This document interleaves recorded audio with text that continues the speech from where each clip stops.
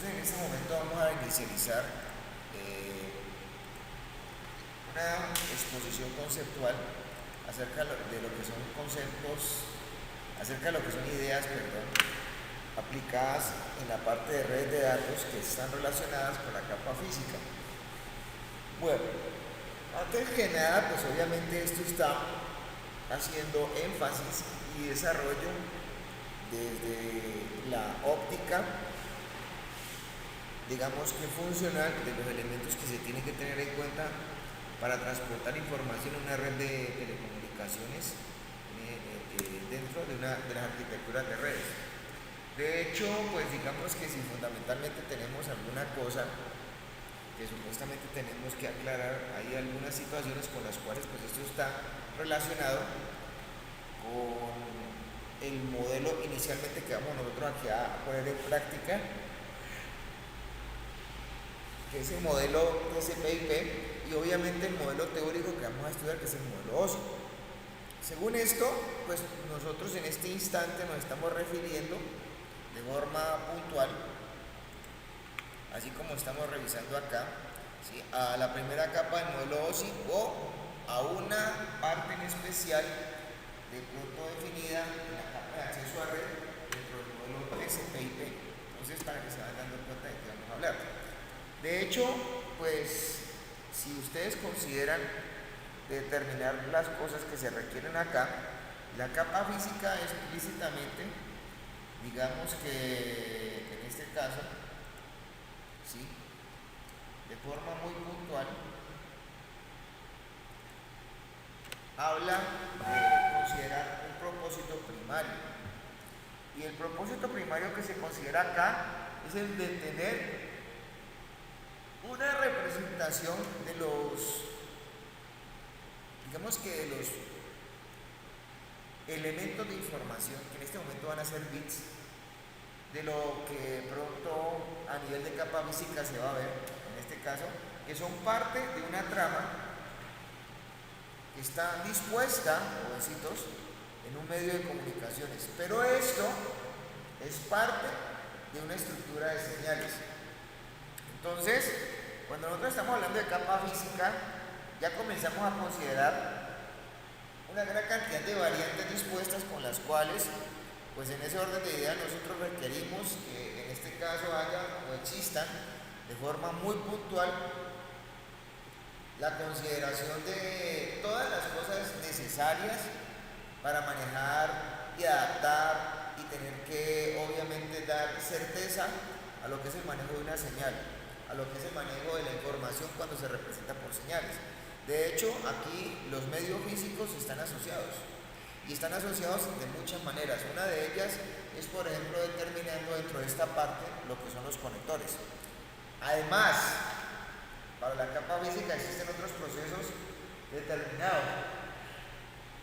Entre ellos, por ejemplo, tenemos nosotros la codificación de los datos y el manejo de la información de control que se requiere tener constantemente dentro de una arquitectura de manejo de redes de información, de soporte de información, de soporte de telecomunicaciones donde se maneja información. Una de las consideraciones es que también tenemos que tener muy claro en esta capa física que existen dispositivos de red que en su consideración van a estar en este caso determinando, ¿cierto?, la posibilidad de estar desempeñando funcionalmente siempre un circuito de comunicaciones. Cuando uno habla de un circuito de comunicaciones, pues desde ese punto de vista, pues sencillamente están montando ya la idea que tiene que ver con el hecho de tener un extremo muy identificado donde hay un dispositivo transmisor, y un extremo muy identificado donde ese dispositivo transmisor le envía información a un dispositivo receptor. Entonces, todo esto está determinado más o menos acá. Entonces, si ustedes notan un poquito, estamos viendo un nodo fuente y un nodo destino. Y obviamente estamos considerando de que hay un proceso de información protocolar que se hace capa a capa. en donde por las capas van pasando las unidades de datos protocolares propias de cada capa y se vuelven ellas en ese sentido, pues momento a momento una nueva unidad de datos. Por ejemplo, aquí vamos a tener PDU de aplicación, aquí vamos a tener segmentos o datagramas, PDU de sesión, PDU de presentación, ¿sí? Aquí vamos a tener paquetes de red, aquí vamos a tener tramas, aquí vamos a tener bits. Ese proceso o ese procedimiento de llevar la información desde arriba hasta abajo cuando se está procesando se llama encapsulación. Entonces la encapsulación sencillamente es un proceso aditivo, porque cada vez que se pasa un dato de una capa a otra, se encuentra fundamentalmente que esto indica que hay que adicionar siempre una parte. De hecho, y de forma simple, para que ustedes se van dando cuenta, ¿sí? Esto sucede en todos los dispositivos que se reconozcan como host.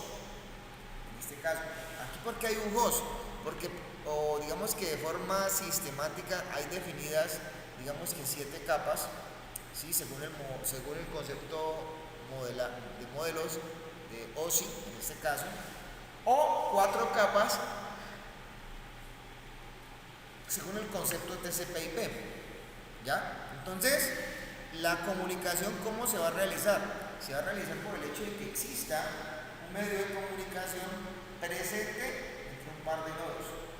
Y ese medio de comunicación presente va a ayudar a transportar la información, que en ese caso puede ir en ese sentido codificada. Y obviamente, pues en ese orden de ideas está suscita de muchas cosas, afectarse de errores, de atenuaciones, de ruido, que fundamentalmente van a estar obviamente expuestos en un circuito de comunicaciones. Ahora, ya cuando la información llega a un extremo, la información cuando se recibe en un dispositivo de destino, en un receptor, esa información se toma desde el medio físico y se lleva a las capas de aplicación.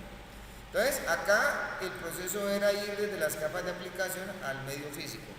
Pero en el dispositivo de destino va desde las capas físicas a la parte de aplicación. A ese proceso que es contrario a lo que sucedía en el nodo fuente, en este punto del circuito se le dice desencapsulación. Y los procedimientos con los cuales se tiene que trabajar acá, pues tienen que tener una disposición funcional, y es que cada vez que coge un dato o se pasa un dato de una capa a otra protocolarmente, los procesos van tomando un nuevo procedimiento, una nueva tarea. Y es que acá se trata de que comencemos a retirar los encabezados que vienen de la capa inmediatamente inferior. Hasta cuando llegan estos mismos datos, se vuelven conceptos de aplicación pura. Entonces, como pueden ver, el procesamiento de la información se hace de manera vertical. Ahora, nosotros nos estaremos dando cuenta de que las capas entre los sistemas remotos interactúan entre sus capas pares. ¿Qué quiere decir? La capa de aplicación de acá va a interactuar con la capa de aplicación de acá. Y así sucesivamente hasta que los datos obviamente se trasladan. O sea, las relaciones se hacen entre capas pares. ¿Está claro? Bueno, de hecho, ya mirando un poco más esto, la capa física determina que, por ejemplo, hay una manera de representar los bits. Ese método único se llama señalización. Y la señalización se puede manejar a nivel de lo que son los medios. ¿Cuáles son los medios? Está el cable de cobre, que usa señalización manejada sobre señales eléctricas y están inmersas dentro de un cable. Está la fibra óptica, que son modulación de pulsos de luz que van obviamente especificados de un lado a otro. Y está, en este caso, las interacciones electromagnéticas, que son las que se ayudan a representar las señales que van para el soporte de las redes que se conocen de forma inalámbrica. Entonces, fíjense que esto involucra qué clase de cosas, que existen realmente cuántas clases de medios. Pues realmente clases de medio hay dos. Uno que se considera que la señal debe siempre de confinarla en él, y el otro, el cual se considera que la señal no está confinada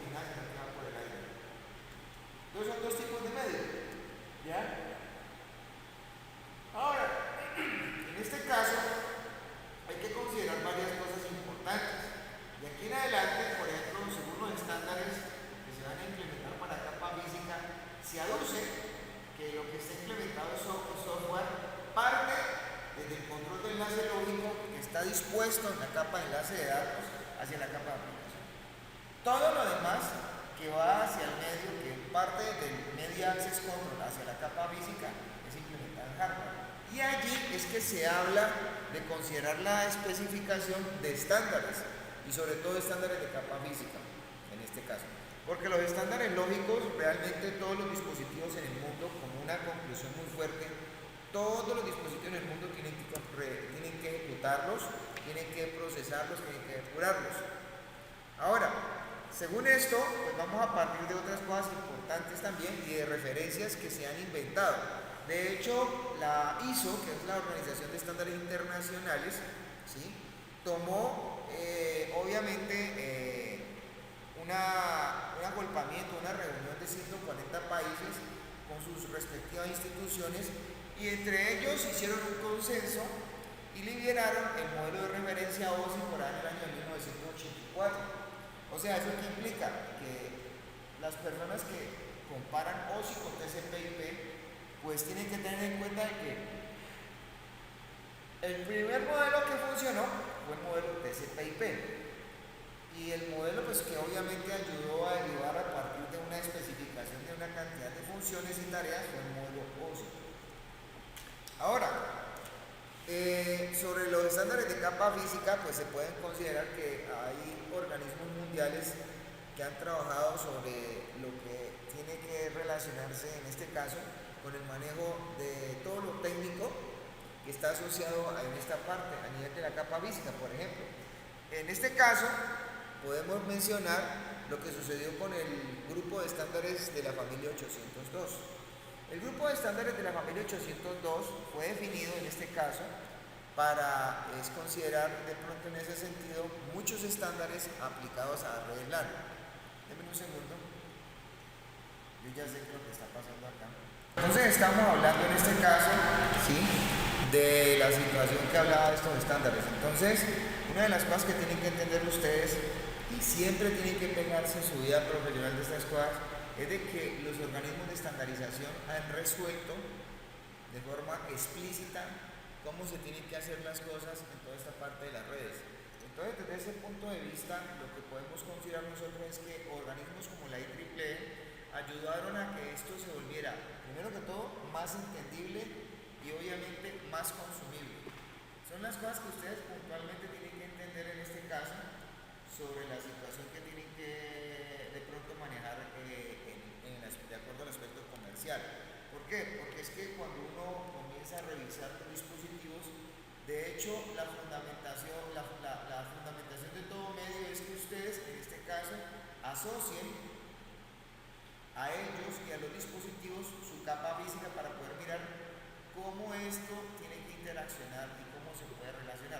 Porque si nosotros encontramos que de pronto por estandarización algunos dispositivos no concuerdan por el hecho de que sus interfaces no cuadran, entonces la capa física está jugando un papel bastante importante. Hoy en día, digamos que uno de los principales problemas que se han abocado en este caso, que lo encuentran muchas veces, están referidos específicamente a cosas que están salidas de estándares.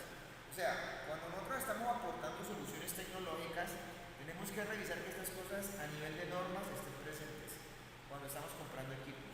Porque puede pasar que usted, por ejemplo, se pasó por alguna norma y usted de pronto está sentado en un concepto de una licitación y usted en esa licitación fue explícito en decirle que necesitaba, por decirlo así, una norma que hablara sobre el uso de, por ejemplo, el estándar IEEE 802.9, supongamos, que es la OSI-P. Entonces, supongamos que usted no lo mencionó, pero usted sí necesitaba eso.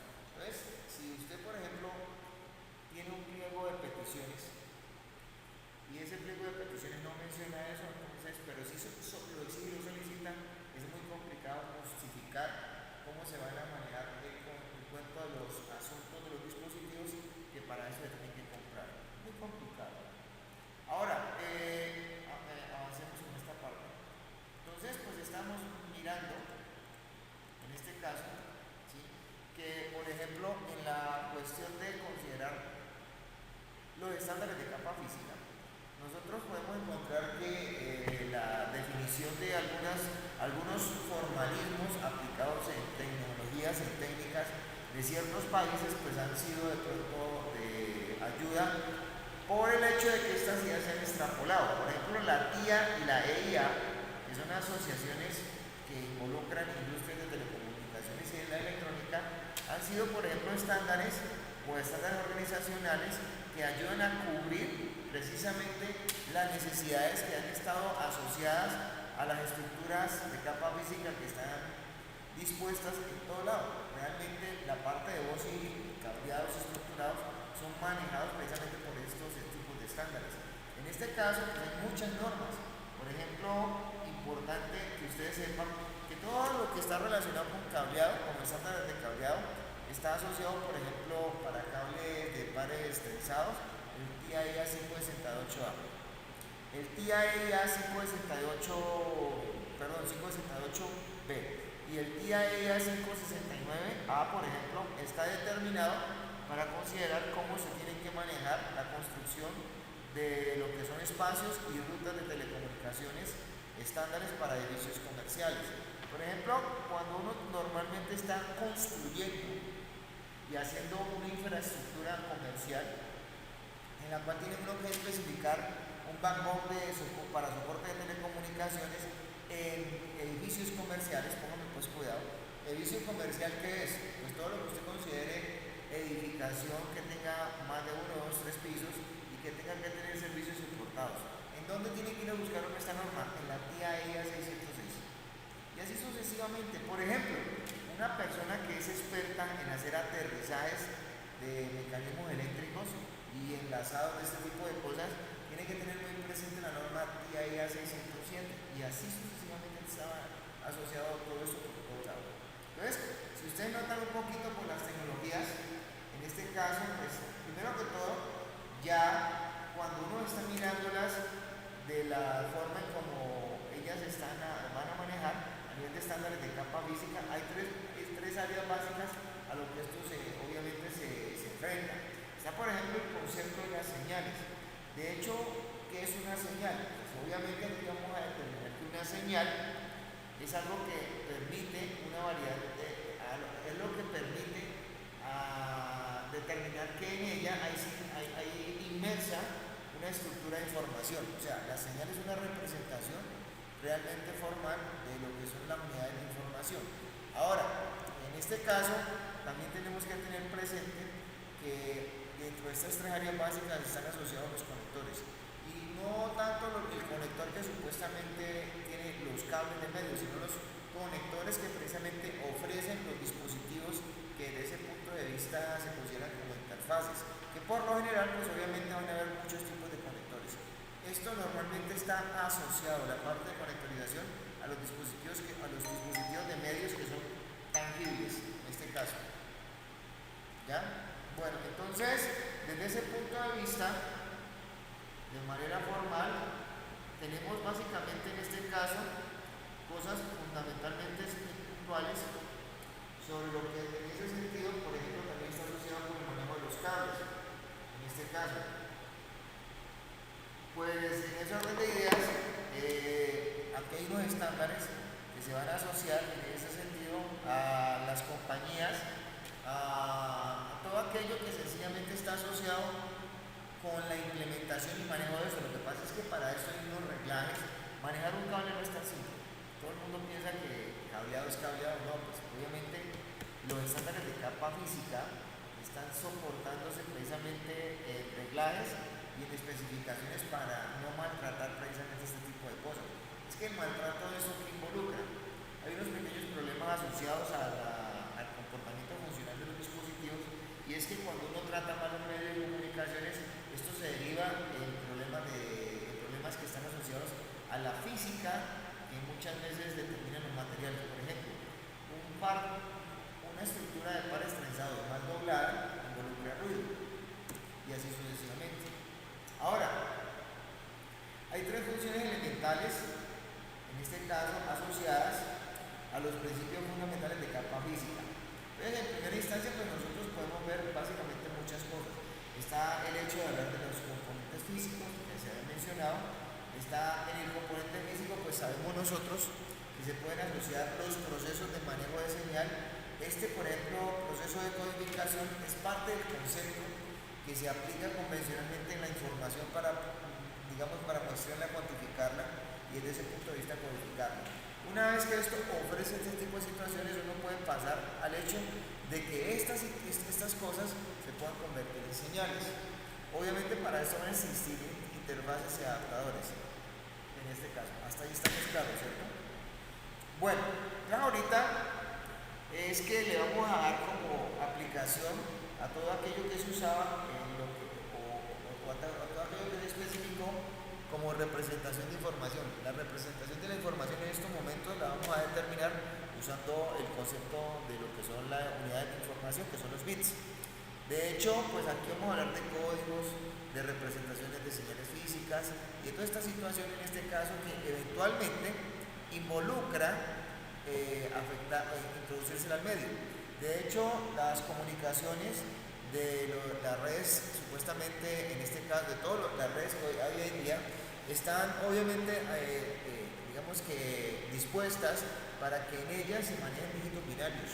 Pero, pues obviamente esto viene de un proceso un poquitico más largo y ese proceso está determinándose en ese sentido de haber modelado las comunicaciones humanas y las redes humanas donde supuestamente las personas intercambiaban información. O sea, en este caso, si podemos revisar un poquito estos modelos de trabajo, estos modelos se cogieron y modelaron el comportamiento de lo que son las conversaciones humanas.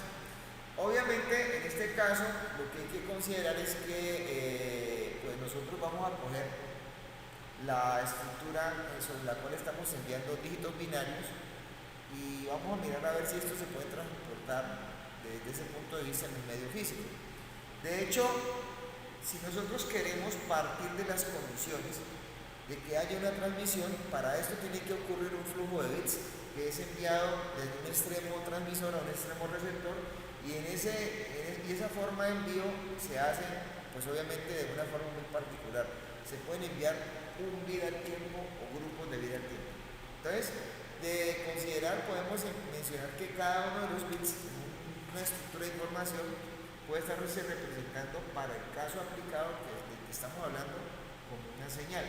Entonces nosotros cuando hablamos de alternancia de señales realmente estamos hablando de manejo alternado o específico de forma ya digamos muy puntual de cómo está representándose la información dentro de una señal.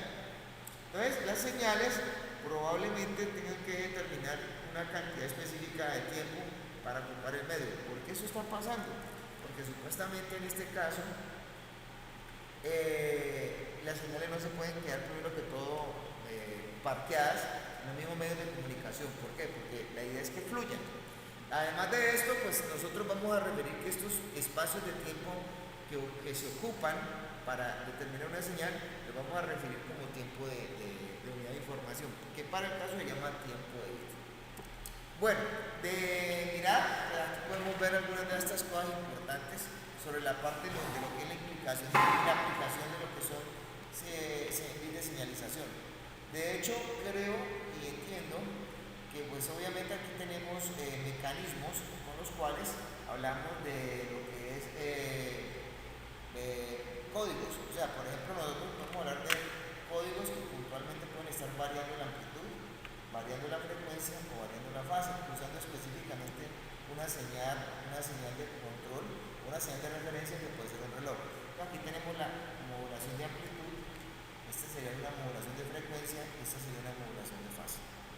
¿Ya? ¿Alguna pregunta hasta acá? Entonces, para esta parte, pues yo creo que es como más importante determinar este trabajo con otro tipo de situación. Vamos a hacer aquí una pequeña parada. Entonces hablábamos de los códigos, ¿cierto? Entonces hablábamos de que pues puntualmente esto determina algunas condiciones. Sobre los códigos siempre van a pasar algunas situaciones. ¿Ya? En este caso. Entonces, desde ese punto de vista, pues algunos códigos permiten que las comunicaciones sean más rápidas o más lentas. De hecho, por ejemplo, este es uno de los códigos que más se usa a nivel de líneas de comunicación Ethernet, que son las las variantes de Manchester completamente. Por ejemplo, la codificación Manchester es bien eficiente porque determina, por ejemplo, en este caso, este por ejemplo es un 1 y este sería un 0. Por ejemplo, esto es 1, 0, 1, 1, 0. Entonces, en este caso, pues obviamente la palabra va a depender de cuántos estados. O sea, es un ciclo completo de señal hasta que dura cada slot, ¿cierto? Es una señal que se considera polar. Bueno, de hecho, pues estos códigos, para que ustedes lo entiendan, ¿sí?, van a considerar desde ese punto de vista, digamos que varias cosas importantes. La primera situación es que los códigos los van a reconocer, digamos que de forma muy constante, los dispositivos digitales que están asociados a los circuitos de comunicaciones. De hecho, pues ustedes se pueden encontrar que puntualmente en este caso las cosas que están asociadas a los dispositivos de comunicaciones, por ejemplo, son sus interfaces, y sus interfaces tienen que leer en ese sentido las portadoras de señal que se presentan en los medios. Entonces, esto es algo muy verídico sobre la consideración que pues obviamente nos vamos a encontrar siempre nosotros. ¿Y por qué? Porque esos son cosas que van a pasar todo el tiempo en la parte de redes de datos. Uno normalmente encuentra que prácticamente uno tiene que entender de cierta forma cómo es que hablan las máquinas entre sí. Si uno se pone a detallar ese tipo de cosas, las máquinas entre sí intercambian grupos de datos o agrupaciones de señales a nivel de bits, y de lo que dentro de ella hay a nivel de significancia. Entonces eso hacen las máquinas todo el tiempo. Entonces hay unas señales físicas que van a estar representando un cierto nivel de contenido. Esos patrones de señal específicos van a denotar obviamente cuándo comienza un dato y cuándo finaliza. ¿Ya? Bueno. Los códigos de los cuales podemos mirar acá, pues van a encontrarse ustedes en este caso de que ellos hablan puntualmente de unas técnicas que supuestamente hacen que en este caso de pronto se pueda incrementar la velocidad de transmisión, ¿cierto?, la velocidad de transferencia de datos.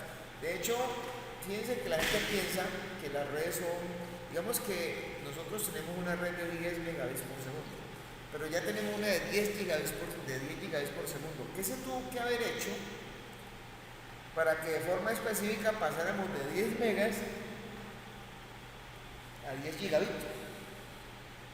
Entonces, lo que se está considerando acá es que el escalado de lectura de los tiempos de bit cada vez se hace más pequeño, ¿cierto?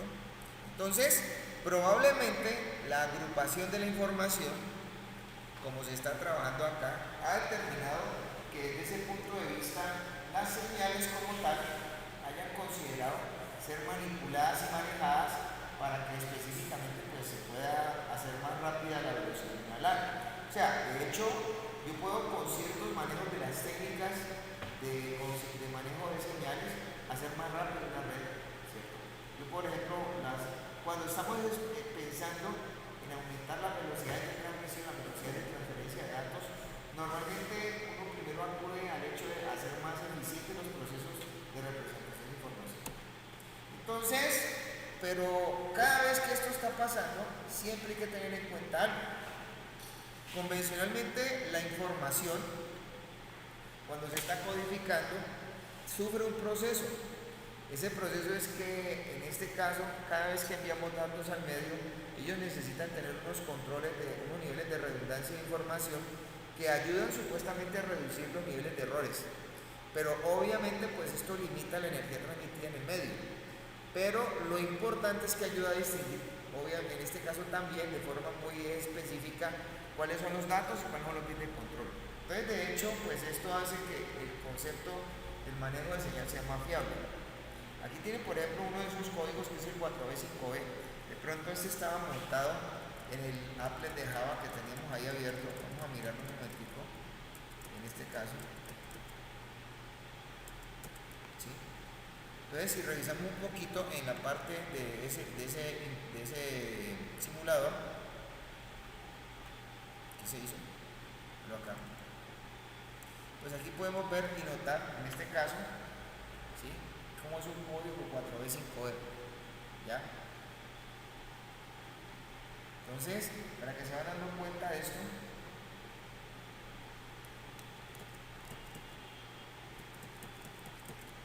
acá tenemos el 4B5B. Por ejemplo, vamos a escribir aquí una palabra pequeña, vamos a colocar 1, 0, 1, 1, 0, 1, 1, 1, 1, 1, 0, 1, 1. Entonces aquí está el 4B5B. Este es el 4B5B. ¿Ya? El código ingresado no es múltiplo de 4, entonces, vamos a ver, múltiplo de 4 es 0.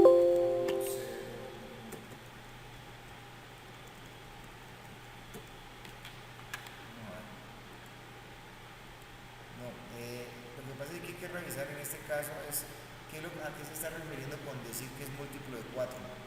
Esto tocaría revisar aquí en la ayuda que es un múltiplo de 4. Entonces acá, vamos a ver, 4B, 5B.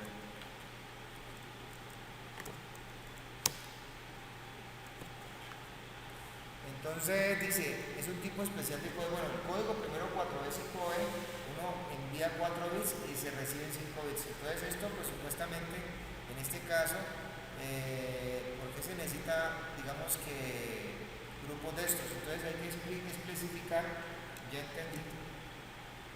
Entonces es 1, 1, 1, 1, digo ahí un grupo de 4, 0, 0, 1, 1, otro grupo de 4. 1, 1, 0, 1, otro grupo de 4, 1, 1, 0, 0, 1, 0, 1, 0. Vamos a ver si ese lo tiene que hacer. Yo tampoco lo uso. Como muchos datos.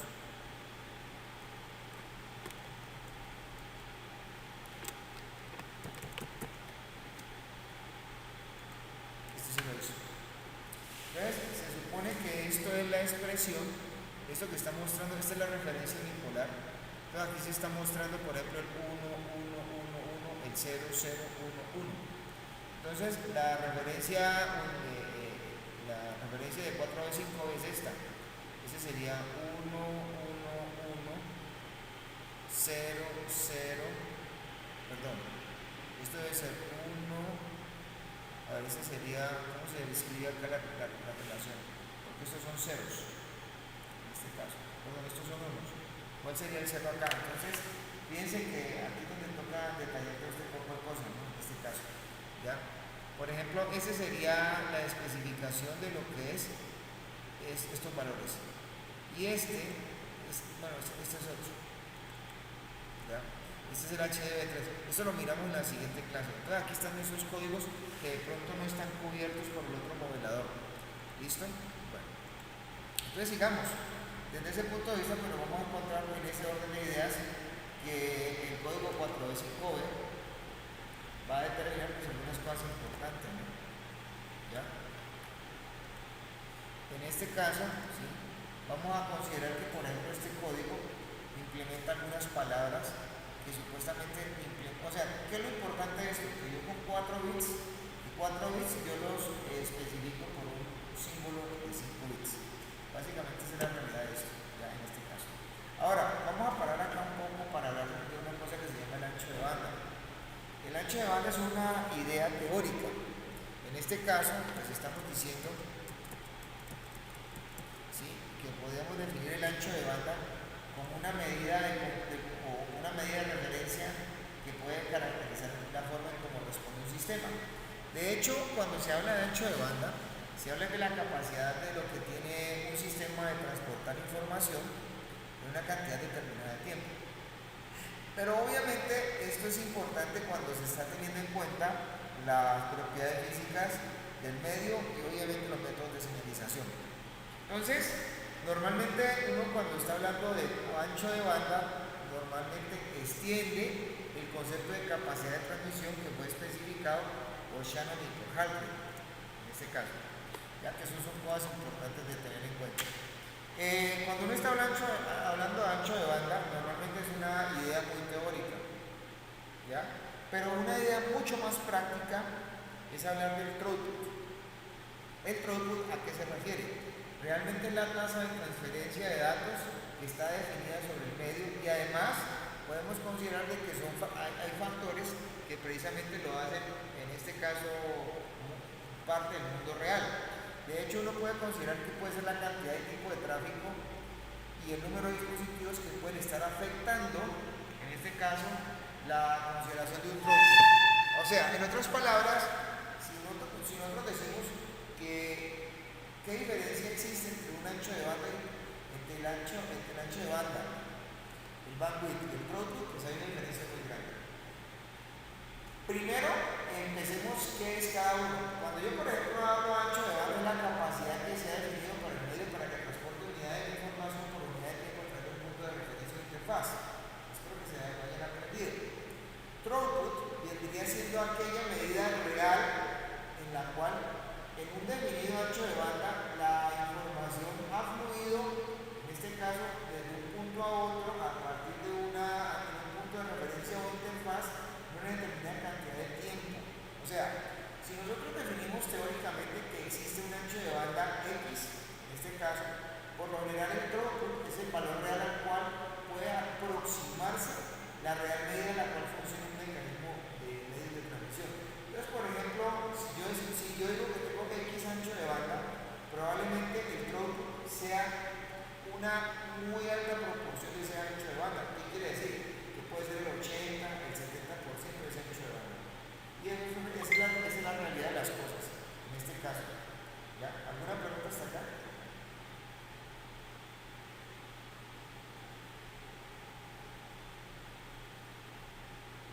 ¿Tienen preguntas?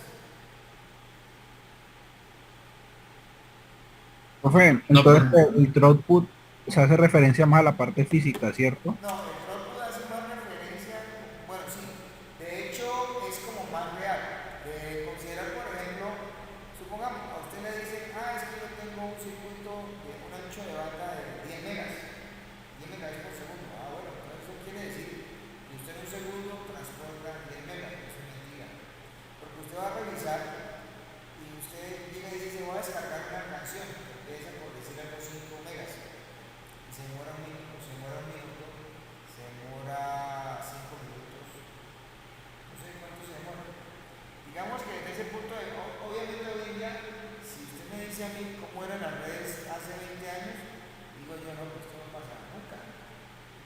Pero lo que pasa es que la real consideración a la cual funciona un circuito de acceso no puede ser definido por el ancho de banda. El ancho de banda es para venderlo a usted, pero lo que realmente tiene en consideración, porque es que eso es un negocio. A usted le venden ese ancho de banda, deberían de vender ese producto. ¿Sí me entienden? ¿Por qué? Porque es algo que realmente funciona en los circuitos de comunicaciones.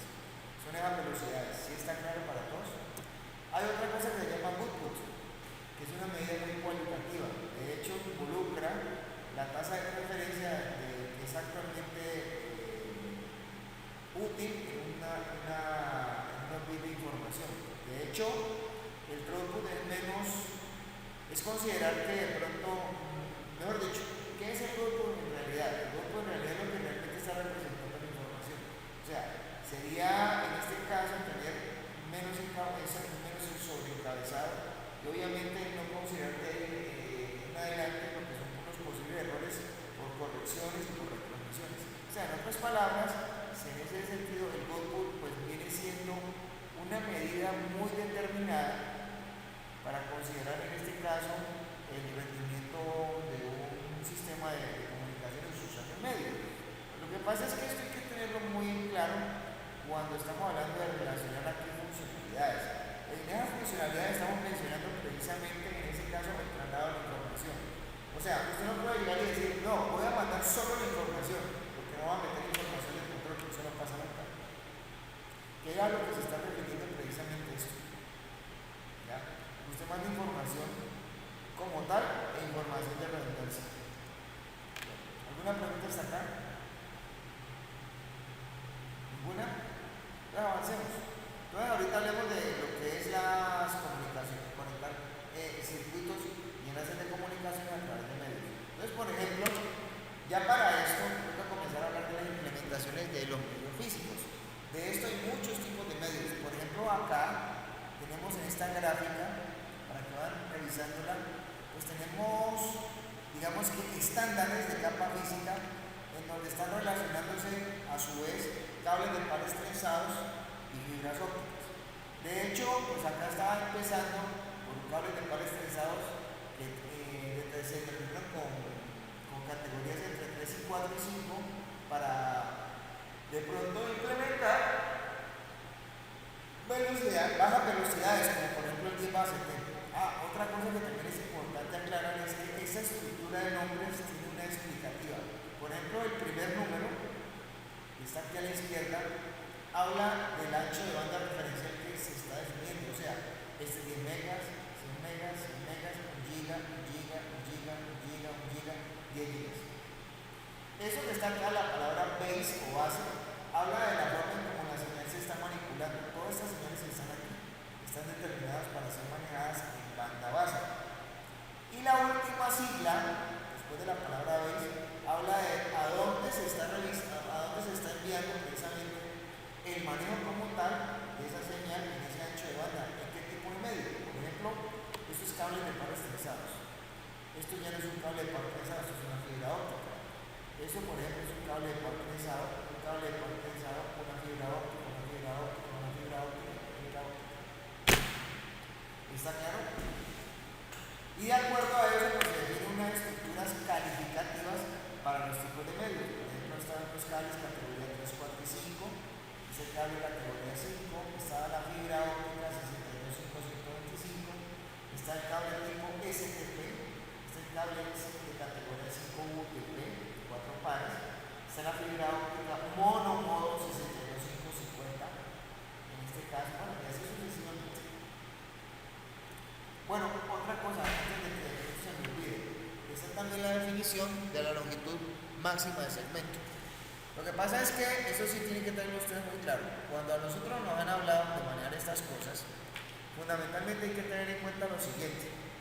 La situación específica es que cuando estamos determinando recorridos eléctricos, nosotros no podemos pasarnos por la baja de estos estándares. Si me han dicho que la longitud de segmento máxima es 100 metros, pues es 100 metros, no me puedo pasar. No puede ser ni 101, ni 102, ni 105, ni 100 nada. Porque eso que involucra, que es posible que no se cumpla el estándar y el recorrido de manejo de la información se vea afectado por el excesivo uso de manejo de señal a través del medio. Entonces eso puede implicar errores, en este caso. ¿Ya? Esto que está acá viendo ustedes es la determinación de uno de los tipos de medios que se usan en la parte de redes de telecomunicaciones, que son, en este caso, primero que todo lo que está soportado en medios de cobre. De hecho, pues una de las consideraciones más comunes es que casi que todos los dispositivos en la Tierra están definidos o han usado medios de cobre para comunicarse. Para esto, pues los estándares han definido bastantes parámetros de referencia en los cuales hay que tener en cuenta lo siguiente. Como primera medida, pues hay que tener en cuenta lo que se especifica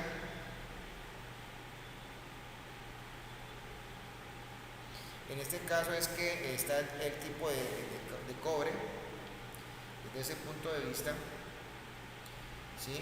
Está el ancho de banda, está el tipo de conector, están, por ejemplo, los códigos asociados a los colores y el pin-out asociado a los medios de comunicación, y están las distancias máximas.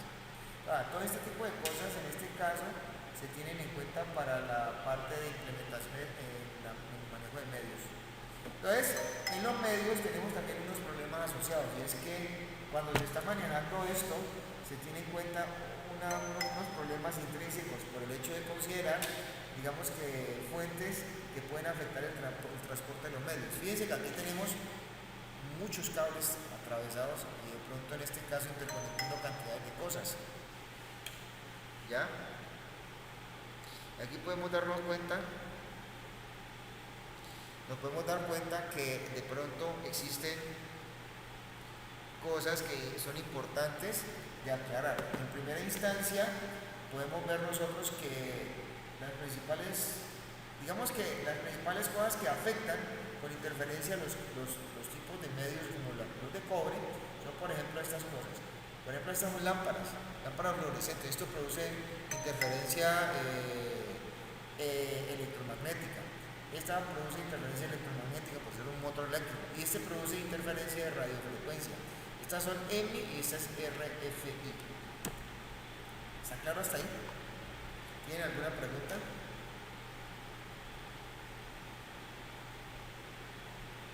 ¿Tienen No, alguna? señor. Bueno, entonces sigamos. ¿Algún comentario? Entonces hablemos ahorita de lo que son los cables de pares trenzados. Por ejemplo, UTP quiere decir un Shield Twist Pair. ¿Ya? Pues obviamente eso es lo que yo conozco, porque hay gente que me ha dicho que esa sigla y dice otra cosa. Pero pues, eso es lo que se dice. De hecho, este medio se puede determinar como uno de los medios como que más popularmente se usó. Hoy en día se usa un medio un poco más, más elaborado. Considerar, por ejemplo, el medio que tiene adentro de él 8 conductores y un encauchetado externo. O sea, este tipo de cable no tiene ninguna protección de los niveles de interferencia. La única protección que tiene los niveles de interferencia es precisamente el trenzado que tiene cada cable. En el trenzado que tiene cada cable, pues esto se está determinando para precisamente anular, en este caso, la especificación formal de la implicación directa que existe cuando se aplica un campo eléctrico y si no es un campo magnético. Yo voy a hablar de esa parte de acá porque esa es la regla de la mano derecha. Supuestamente, en este caso, regla de la mano derecha. ¿Entonces, listo? Resulta que acontece que la regla de la mano derecha, ¿cómo trabaja? Vamos a ver si de pronto esto hay alguna cosa online, bacana, chévere. Entonces, la regla de la mano derecha, pues esto es una simulación. En este caso, espérate un momentico, de pronto hacer un ejercicio aquí va chévere para mostrar. Nos determina a nosotros, digamos qué clase de cosas. Pues nos determina cómo fluyen los campos eléctricos y campos magnéticos. De hecho, lo que nos está diciendo es esto, ¿ya? O sea, si nosotros tenemos un sentido de aplicación para un campo eléctrico, obviamente, esta es la regla de la mano derecha. ¿Qué sucede con el campo eléctrico y el campo magnético? El campo magnético va en un sentido circular, en este caso, al desplazamiento específicamente de lo que es el aporte del campo eléctrico. ¿Sí? Eso es básicamente lo que nos está diciendo. ¿Ya? Entonces es como una especificación de ley. Por ejemplo, hacia acá se fluye la corriente, que es lo que nos está mostrando en este caso. ¿Sí? Hacia acá fluye la corriente y hacia acá fluye el campo magnético. ¿Cuál es nuestro problema en los cables de medios? Nuestro problema en los cables de medios es precisamente ese. En este caso, es lo que precisamente nos determina a nosotros de forma específica, ¿sí?, cómo supuestamente tenemos que atacar un poco la presencia del campo magnético. Para nosotros no es problema el campo eléctrico, para nosotros es problema el campo magnético que se induce. Entonces, si aquí hay un campo magnético, pues si vemos que hay interferencia, probablemente entonces afecte también el de acá. ¿Para qué sector entonces se enrollan los cables? Los cables se enrollan es para que ellos entreguen un fenómeno que se llama fenómeno de cancelación. ¿Hasta ahí estamos?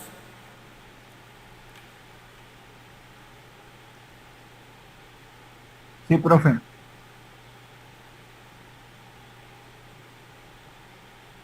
Bueno,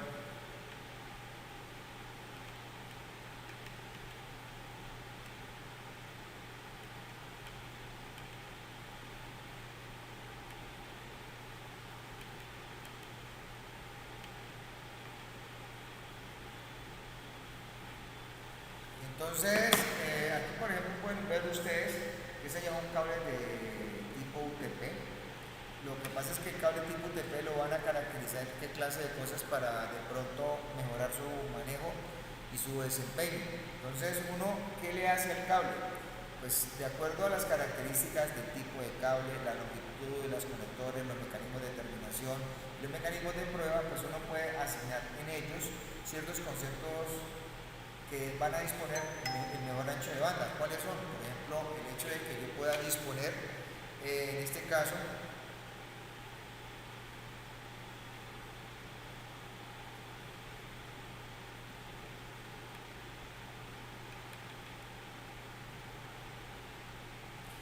Entonces, en este caso, pues esa disposición habla que supuestamente tenemos especificaciones de categorías que permiten ciertos rendimientos. Por ejemplo, el cable categoría 5 llega hasta 100 megabits. El cable categoría 5E uno puede trabajar mecanismo a full duplex hasta 1 gigabit. Y el categoría 6, por ejemplo, pues es el estándar recomendado para comunicaciones tipo gigabit.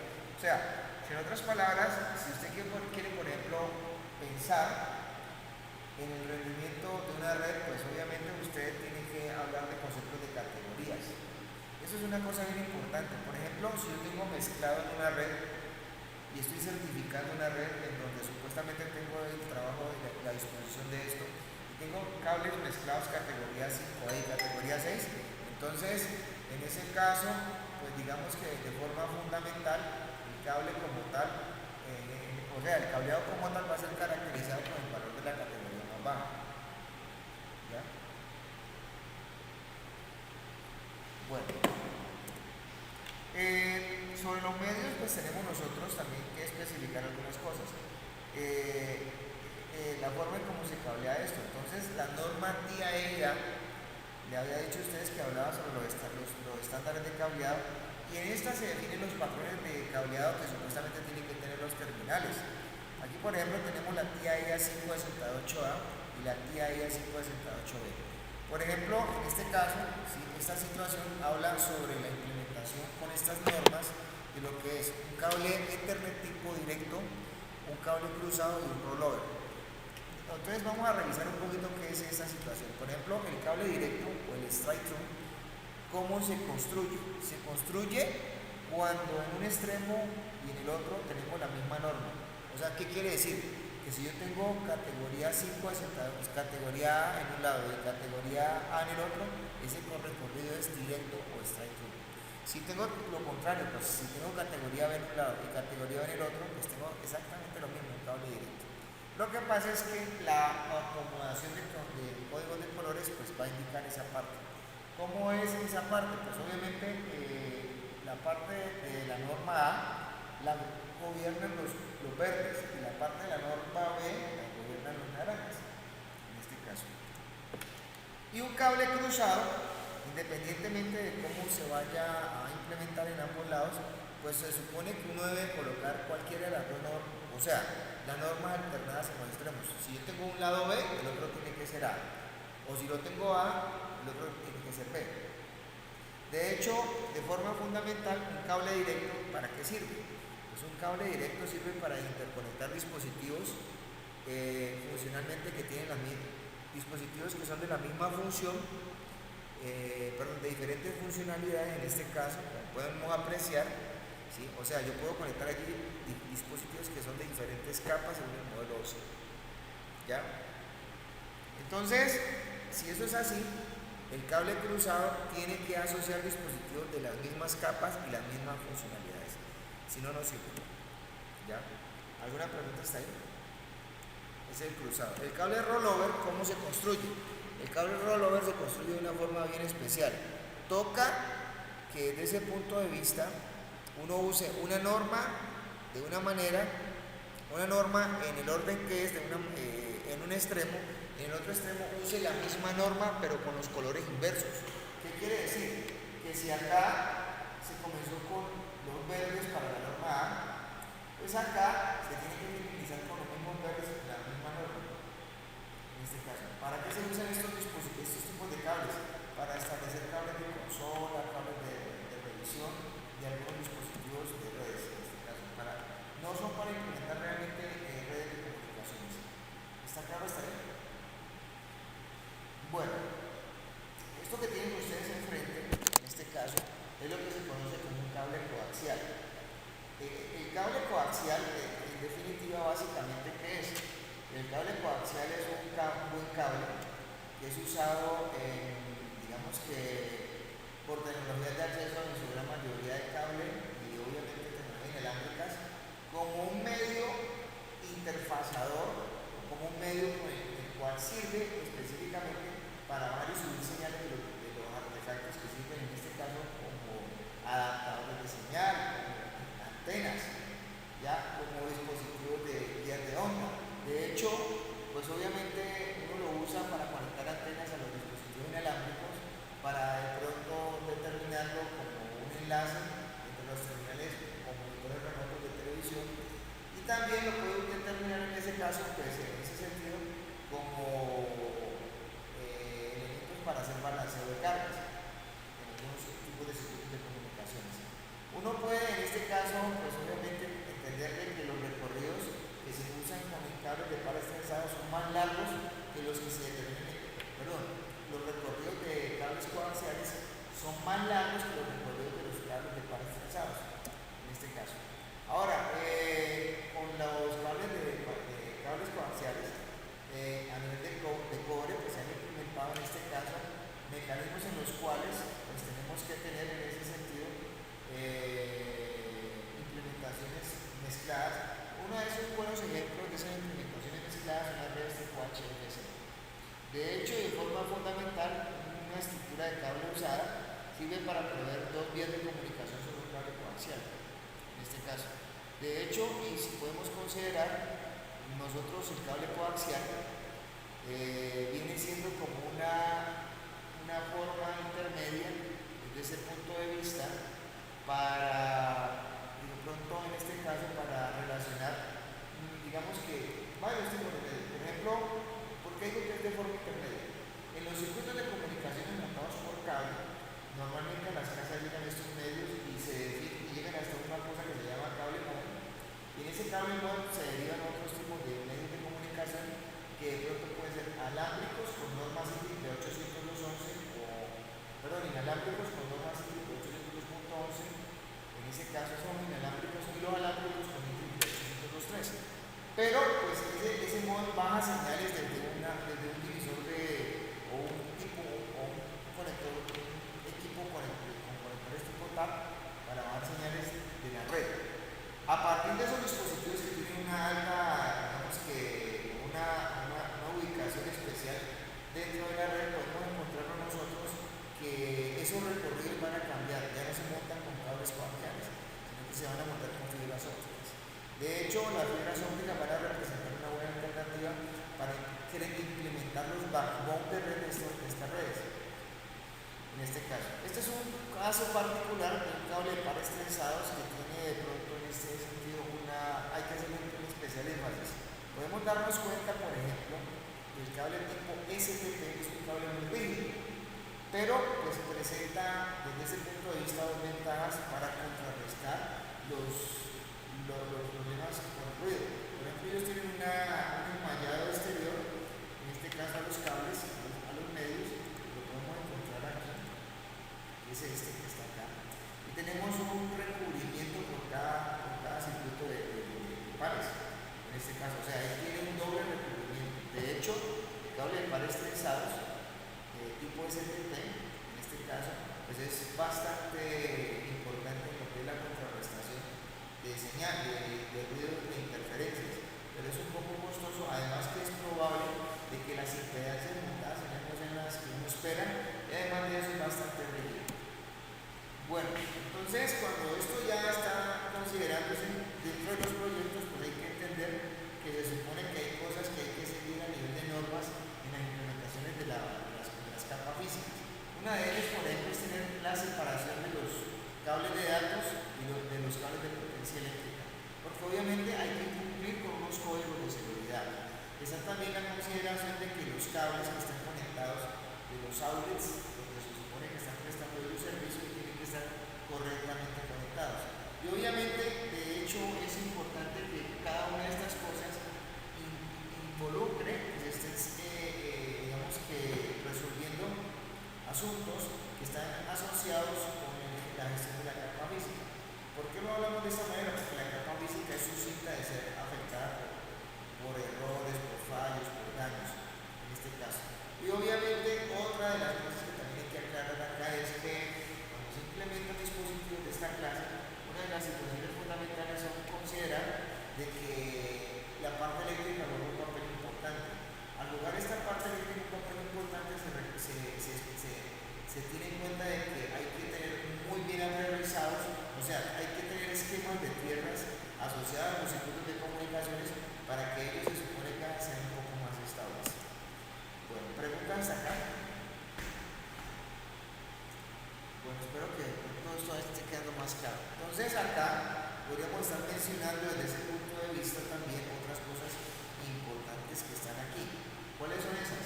Por ejemplo, la conectorización. Aquí, por ejemplo, estamos mostrando nosotros conectores tipo UTP y los sockets para UTP.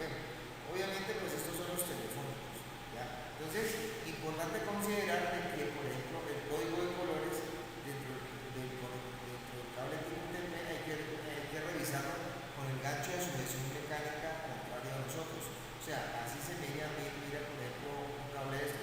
Ese, por ejemplo, tiene los naranjas al comienzo. Si tiene los naranjas al comienzo es porque tiene norma B. ¿Está claro? La misma norma que se aplica en estas cosas se tiene que aplicar en estas cosas. Y eso es de las cosas que hay que considerar dentro de estos tipos de mecanismos. Bueno, hablemos un poquito sobre las fibras ópticas.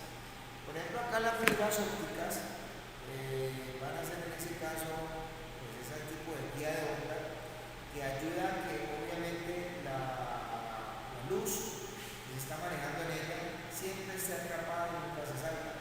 O sea, esto básicamente es de los efectos que queremos todo el tiempo que estén pasando dentro de un circuito de comunicaciones. La fibra óptica, para que sirva, necesita confinar dentro de su mismo interior a una onda de luz. Pero esto, ¿cómo se logra? Pues para poderlo lograr hay que entender en este caso que la diferencia de índices de refracción del material que tiene el medio que está definido como core y el índice de refracción del medio del material que se define como plano, pues tiene que tener en ese caso una relación tal de que cuando uno introduce una onda de luz a través de una fibra óptica, produce un concepto que se llama reflexión total interna. O sea, cuando yo meto luz dentro de una fibra óptica, el principio de refracción no se debe dar. ¿Está claro? Entonces, ya teniendo en cuenta esta parte, pues obviamente uno se pone a pensar, bueno, yo tengo fibra y cobre. Entonces, ¿cuál es la diferencia real de la fibra con el cobre? Pues hay una importancia en primera instancia, y es el ruido. Por ejemplo, si nosotros decimos qué tipo de relación existe entre el ruido entre el cable de cobre y la fibra óptica, pues decimos que la fibra óptica, en este caso, según el ruido, la fibra óptica es inmune. Una fibra óptica es inmune al ruido, pero pues obviamente hay que entender de que el cable de cobre no es inmune al ruido, en este caso. Otra cosa importante es que los recorridos a nivel de circuitos eléctricos, de circuitos definidos, en este caso por longitud, en la fibra óptica son mucho más largos que lo que se ha definido en la especificación de los cables de palos trenzados, en este caso, ¿sí? Entonces eso no importa, o sea, de hecho, los recorridos que pueden llegar a manejar la fibra óptica son más o menos de kilómetros, en este caso, para que lo tengan en cuenta. ¿Está claro? ¿Cómo se construye una fibra? Pues una fibra se construye en este caso teniendo en cuenta de que vamos a tener un par de hilos. En ese caso, un par de hilos que son capaces de manejar la parte de transmisión y recepción a nivel de full duplex y ambos extremos de un circuito de comunicaciones. ¿Ya?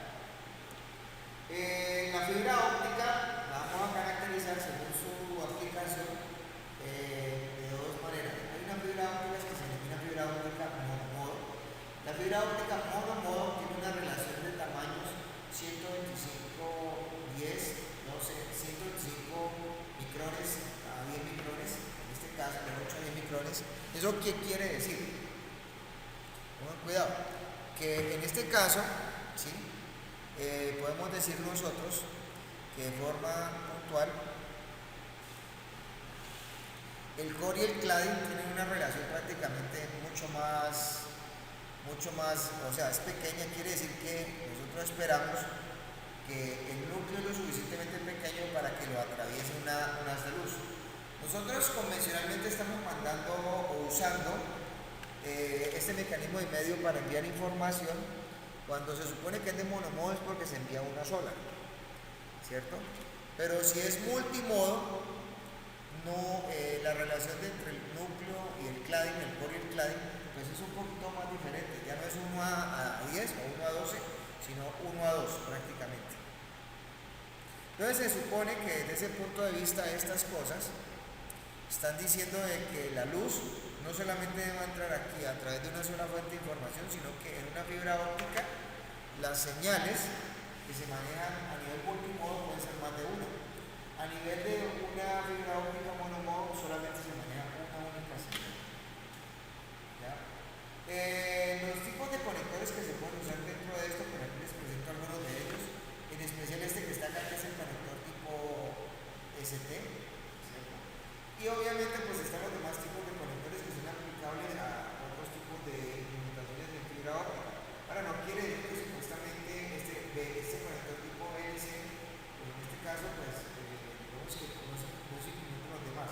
Lo que pasa es que estos son conectores ya adaptados para unas fibras ópticas calificadas con estos estándares. Esta por ejemplo es la LC monomodo, LC multimodo. Esta sería la multimodo tipo duplex en la LC en este caso.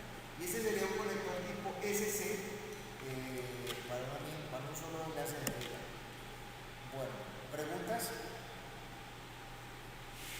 ¿Ninguna? Pues acá, pues para que revisen un poco también, tenemos ya la especificación de lo que es formalmente la parte de medios inalámbricos. Cuando se está hablando de medios inalámbricos, pues obviamente se están hablando de mecanismos de transporte de señal electromagnética definidas como ondas de radio y frecuencias de microondas, que para ello van a estar representando los dígitos binarios de los enlaces de comunicaciones que ellos están representando. Entonces, por ejemplo, uno de los principales problemas que tienen las señales confinadas en el medio inalámbrico es su seguridad, y obviamente otro de los problemas tiene que ver con su integridad, que tiene que ver con el hecho de que afecten, en este caso la interferencia o algún tipo de cosa que no permita que este tipo de situaciones pues obviamente se manejen de forma adecuada. O sea, ¿cuál es la idea? La idea es que nosotros pues vamos a montar un circuito inalámbrico. Un circuito inalámbrico necesita un dispositivo transmisor y otro dispositivo receptor, ¿ya? Por lo general, los dispositivos que se están usando en las redes tipo LAN para implementar medios inalámbricos pues van a servir para no solamente conectar un dispositivo, sino varios. En este caso, aquí por ejemplo podemos ver los estándares de redes inalámbricas y los tipos de redes inalámbricas. Pues nosotros podemos mencionar la primera de ellas, que es la 802.11, la IEEE 802.11, que habla sobre el estándar de redes WLAN. El estándar IEEE 802.15, que habla sobre estándares de redes WPA, 802.15, que tenemos la WPAN, y las otras 802.16, que son las redes que están determinándose como redes de acceso inalámbricas de banda ancha, ¿ya? Y existen otros sistemas que están asociados al manejo de señales, que son por ejemplo el sistema tipo GSM, que sirve para las comunicaciones móviles aplicadas a sistemas globales. De hecho, pues digamos que esta es la forma en cómo se trabaja con la parte inalámbrica y con la parte que de forma convergente presentan algunos tipos de redes hoy en día muy útiles, que son las redes celulares. El estándar IEEE 802.11 es un estándar de red inalámbrica. De considerar, el estándar IEEE 802.11 le matiza su presencia el hecho de que se tenga que usar una técnica de contención para permitir que los dispositivos asociados a él accedan a la red. En este caso, pues obviamente la técnica de contención se llama CSMA. De hecho, entonces ahí tenemos básicamente las cosas que están considerándose dentro de esta parte. Bueno, esto que pueden ustedes acá encontrar, pues ahí están mezclados varios tipos de dispositivos.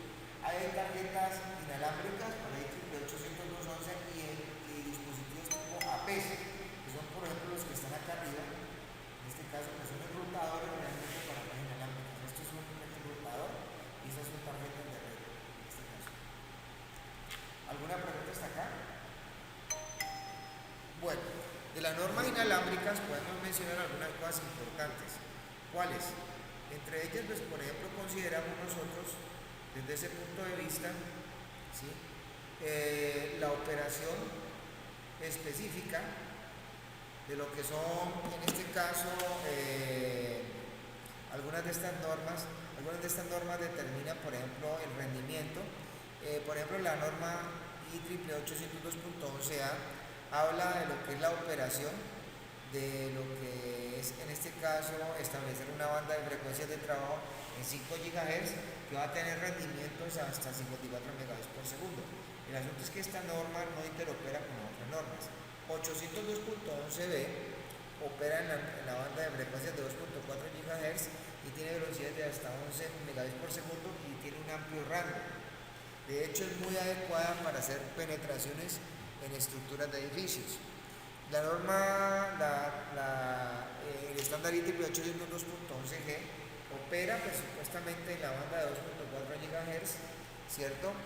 Y pues la importancia es que este trabaja ya a 54 megabits por segundo y son básicamente en ese sentido, digamos que relacionable con la misma norma B, en este caso. Y está IEEE 802.11, como para mencionar algunas de estas, que es actualmente una norma que ya está en despliegue. Por ejemplo, ahí se menciona que está en draft, pero ya está en despliegue. Y ella propone trabajar en bandas de 2.4 o 5 GHz, no pasa nada. Entonces uno espera que ya las tasas de datos inmersas dentro de esto vayan desde 100 megabits a 200 megabits por segundo.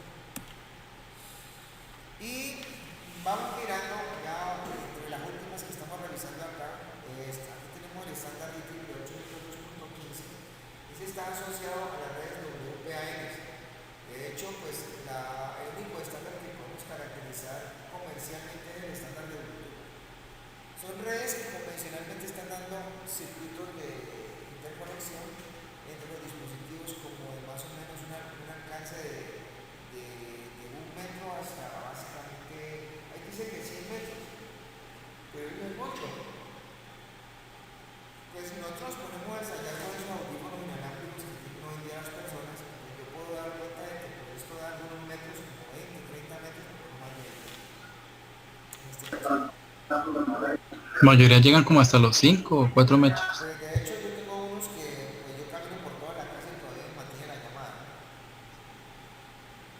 Entonces eso también va a depender de lo fino que sea el dispositivo de radio.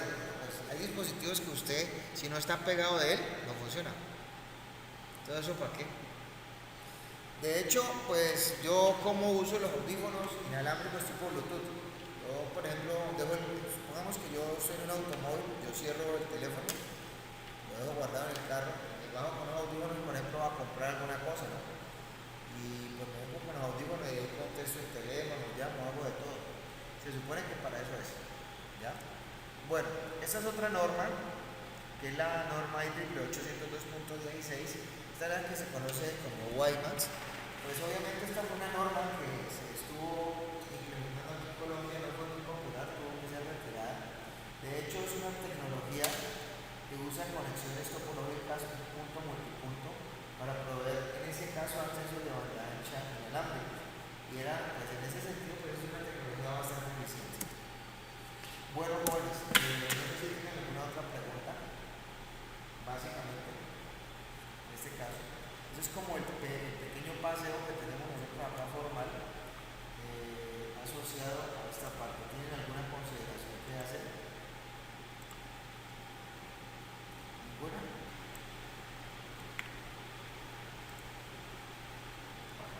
Bueno, vamos a hablar primero de todo lo que es el concepto de enlace de datos. Entonces, el concepto de enlace de datos asociado a esto, en este caso, pues, es una de las partes que son constitutivas del mismo modelo de comunicación del que se está hablando, el mismo modelo OSI, el mismo modelo TCP/IP. De hecho, si queremos particularizar sobre esto, estamos hablando prácticamente de todos los mecanismos que son necesarios para acceder a los medios, fundamentalmente hablando. De considerar la parte de enlace de datos, pues es importante determinarla porque, pues, si nosotros no podemos hablar específicamente de las cosas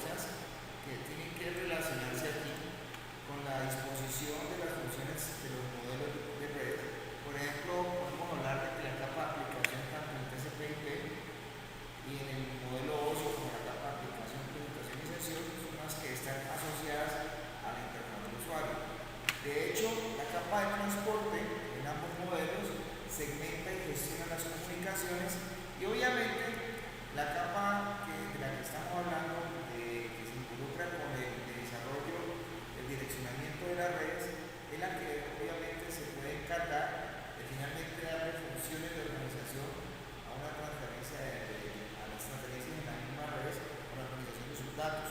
Pero la parte con la que nos estamos relacionando en estos instantes va a ser para la que se va a encargar finalmente de revisar cómo se hace el intercambio de datos sobre los medios. En este caso, o sea, esto es bastante importante, esto ya no es capa física, es el concepto de enlace de datos. Ahora, de hecho, la parte de enlace de datos tiene obviamente asociada, según el modelo OSI, unas funciones básicas.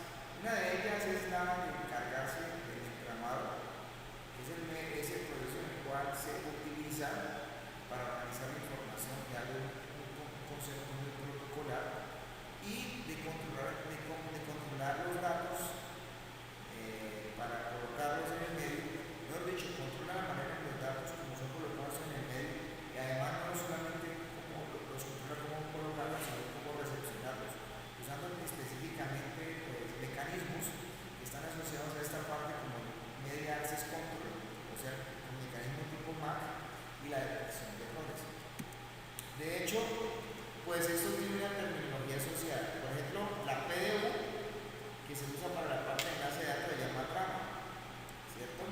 Obviamente, pues estas situaciones van a considerar, en este caso, que hay ciertas cosas explícitas. Un nodo, por ejemplo, es un dispositivo que está en una red. Los medios de los que van a involucrarse acá son cualquiera, pueden ser alámbricos o inalámbricos. Y las redes, puntualmente hablando, son básicamente las disposiciones topológicas en las cuales se relacionan, en este caso, dos o más dispositivos conectados a una estructura de medios comunes. Entonces, eso es lo que define la parte de enlace de datos.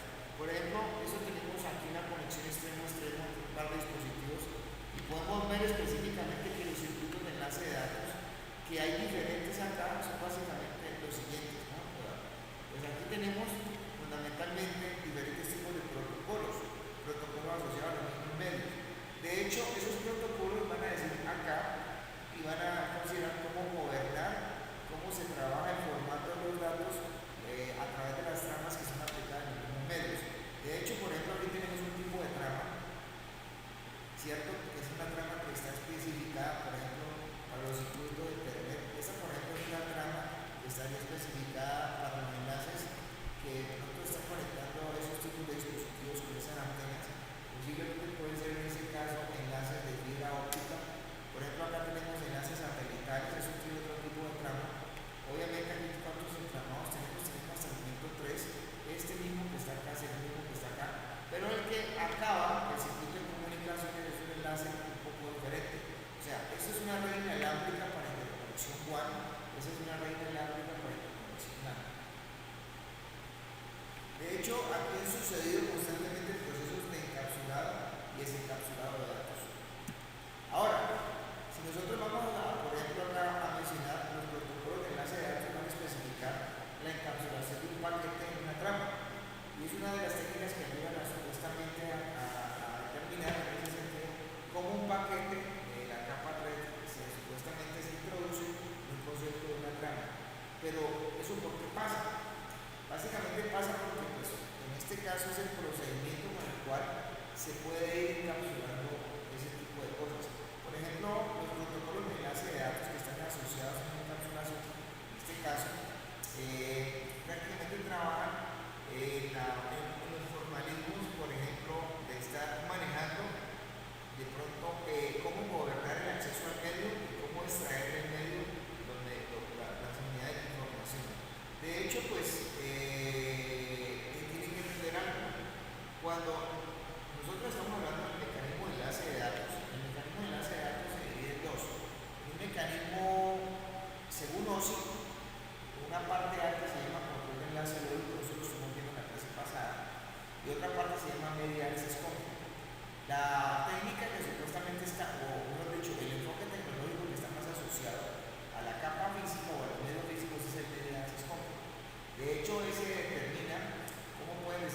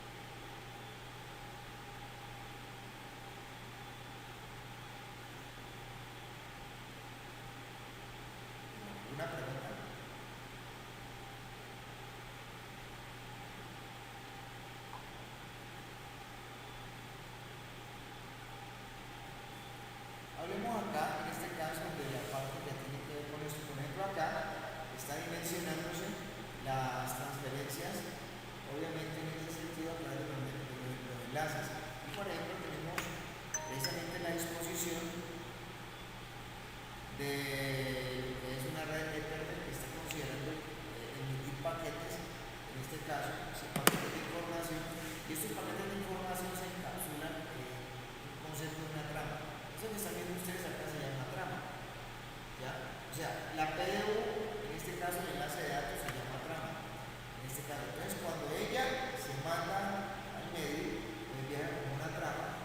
Aquí hay un tipo de trama, en este caso, esta es una trama para en ese tipo de enlace, tipo de trama. Aquí como se cambia de medio, pues probablemente hay otro tipo de trama. Ese tipo de trama que se está usando allá sería una trama para de pronto un enlace tipo WAP.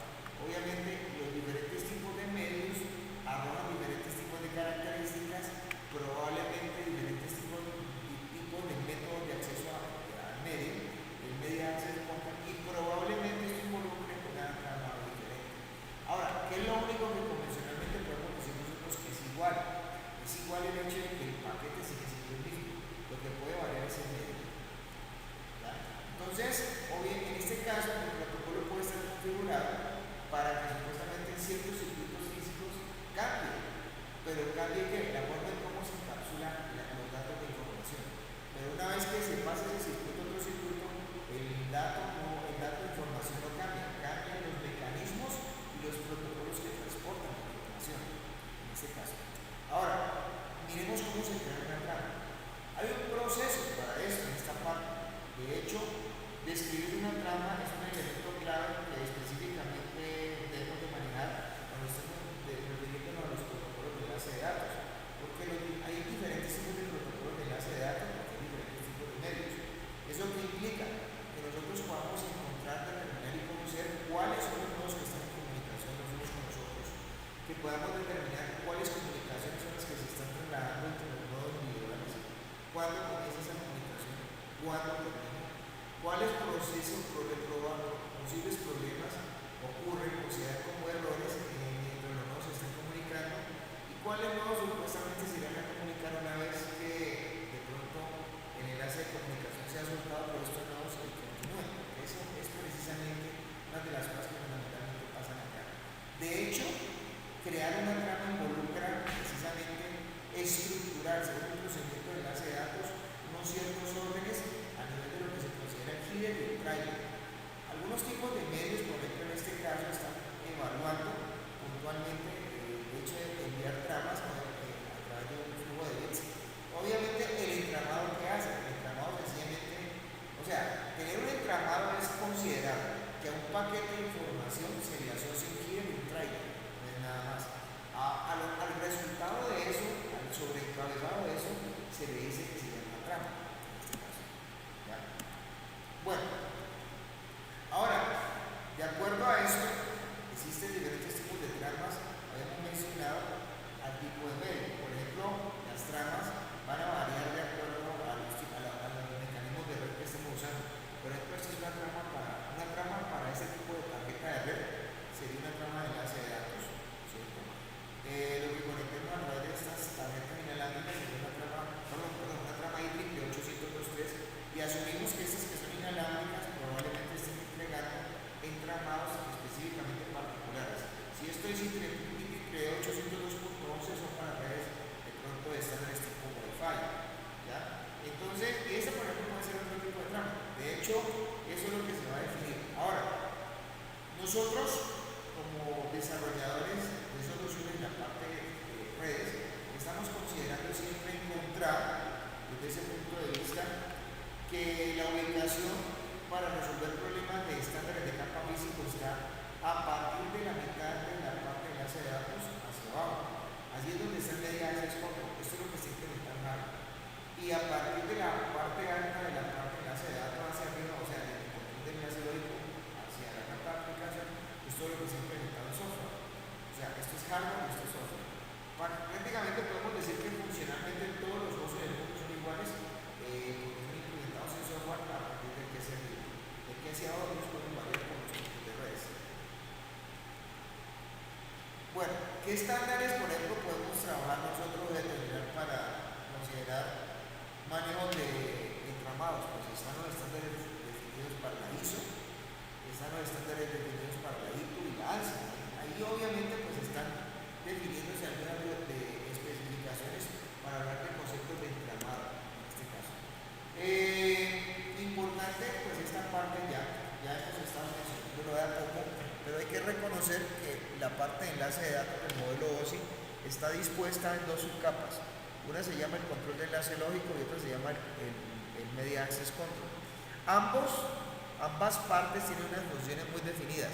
Por ejemplo, el control de enlace lógico se trabaja obviamente con la definición de las tramas que tienen que pasar hacia la capa de red, en este caso, y recibe los paquetes de la capa de red. Además, identifica precisamente el protocolo de la capa de red que se está trabajando. Mientras que el Media Access Control le da el direccionamiento a la trama, o sea, le asocia la dirección de dirección física que tiene que tener específicamente la trama, y además de eso determina cuándo comienza y cuándo termina la trama. De hecho, marca ese proceso en este caso. Bueno, ¿cómo se colocan los datos en el medio? Pues de hecho, entendamos varias cosas importantes. Los datos en el medio se colocan en este caso de acuerdo a un mecanismo ya muy determinado que se llama Media Access Control. Pero, pues obviamente el Media Access Control involucra qué clase de cosas. Que estamos partiendo de la situación que existe un entorno de medios compartidos. Ese entorno de medios compartidos, para que ustedes lo determinen, especifica que un host, en este caso, puede enviar una comunicación al tiempo. ¿Qué pasa si, por ejemplo, en ese entorno de medios compartidos que ustedes están apreciando acá, estamos determinando explícitamente que todos envían una comunicación a la vez? Probablemente nos estamos encontrando ante un evento que se llama colisión. De hecho, pues en este caso, lo más importante, de forma fundamental, que en el entorno de medios compartidos, un dispositivo sea el que use el medio a la vez. Entonces, ¿qué pasa cuando uno de ellos lo está usando? Pues si uno de ellos lo está usando, fundamentalmente involucra desde ese punto de vista de que los demás tienen que estar a la espera para poder usar el medio, en este caso. De hecho, el medio compartido es conocer y saber cómo los dos, en ese sentido, tienen la posibilidad de acceder al medio. Si yo tengo muy clara esa idea, entonces en ese caso no voy a tener problemas. Hoy en día, prácticamente esta situación fue salvaguardada o ha sido manejada, en este caso, para las redes las redes multiacceso a nivel LAN, desde ese punto de vista, pero pues la situación es que ya todo se maneja bajo un concepto full duplex. ¿Eso qué quiere decir? Que prácticamente todos los dispositivos determinados sobre la parte de redes de datos, en este caso, cuando son cableados por estándar IEEE 802.3, usan prácticamente determinaciones de circuitos punto a punto. Entonces, en este caso, fíjense que independiente de la topología que tomen, obviamente las topologías que hoy en día se usan son de backbone colapsado, son de nodos colapsados. Entonces la topología define precisamente en ese orden de ideas la forma de cómo se organiza una red. De hecho, las conexiones aparecen precisamente sobre la parte de enlace de datos. Entonces, aquí en este momento vamos a decir algo muy claro. Cuando nosotros nos estamos refiriendo a la parte de enlace de datos, estamos hablando específicamente de procedimientos asociados a las topologías, e inmediatamente tenemos que tener en cuenta que para poder presentar unas topologías tenemos que usar unas interfaces. Esas interfaces son precisamente las tarjetas de red, en este caso. ¿Está claro? Bueno, se supone que aquí tenemos los dos métodos básicos de cómo compartir el medio. Uno de ellos básicamente se llama CSMA-CD. Entonces, en ese sentido, obviamente, pues hay dos métodos, supuestamente. El primero de ellos se llama CSMA-CA, perdón. Entonces, es un acceso controlado, en este caso, ¿sí? Perdón, disculpen. Hay una característica que aclarar. Para compartir el medio, discúlpenme, en ese caso hay dos métodos básicos. Uno de ellos es considerar que el medio se maneja bajo una estructura de reglas determinística y otra no determinística. Eso que estamos pensando acá mostrar precisamente determina orden. Eso implica que hay determinismo. Entonces eso es un acceso controlado. Quiere decir que una estación transmite al tiempo y cada una de ellas sabe en qué momento le va a tocar. Los dispositivos obviamente tienen que esperar su turno. De hecho, uno puede definir que dentro de este esquema no hay colisiones, en este caso. Entonces, las redes determinísticas, por lo general, para poder manejar de forma ordenada su traslado de datos, usan una estructura que se llama token. ¿Ya? El otro método se llama el método basado en contención, que se supone que supuestamente, pues, de este tenemos dos tipos. Hay uno que se supone que se llama CSMACD y otro que se llama CSMACA. De hecho, pues acá las estaciones tienen que transmitir una a la vez y acá sí existen las colisiones. De hecho, pues de forma fundamental, los mecanismos que ya obviamente, repito, tienen que resolver este tipo de cosas son los que acabé de mencionar. Entonces, el CSMACD, CCD, que implica las dos últimas letras que implican Collision Detect, es aplicado en redes Ethernet. Y el CA, que es el Collision Avoidance, es el que es aplicado en redes inalámbricas y en redes PLC. El CSMA quiere decir Carrier Sense Multiple Access. ¿Ya? Bueno, estos son esquemas de comunicaciones, obviamente para medios no compartidos, enlaces punto a punto. O sea, ¿qué quiere decir esto? Que obviamente en estos tipos de comunicaciones pues implica que las implementaciones no van a tener colisiones. Es de pensar que como se han buscado buenas alternativas y soluciones para las redes de hoy en día, para que este tipo de problemas no existan, pues prácticamente todos los mecanismos están trabajándose a nivel de full duplex. ¿Qué quiere decir esto? Que nosotros estamos transmitiendo y recibiendo a la vez información. O sea, prácticamente todos los dispositivos se encuentran conectados a nivel de modo full duplex. Nosotros lo que podemos encontrar es que ya estos tipos de mecanismos, como la sensación de conectar a implementaciones tipo duplex, ya no se ven. Eso se implementaba, por ejemplo, en estándares de 10 y 100 megabits por segundo. Bueno, ya acá, ya hemos estado hablando, por ejemplo, en este caso, de las topologías, ¿no? Entonces, habíamos dicho que el concepto de topología estaba más asociado a la parte de enlace de datos que a la capa física, y de hecho es cierto. Cuando uno habla de una topología física, pues habla de considerar del arreglo o disposición de los nodos y las conexiones entre ellos.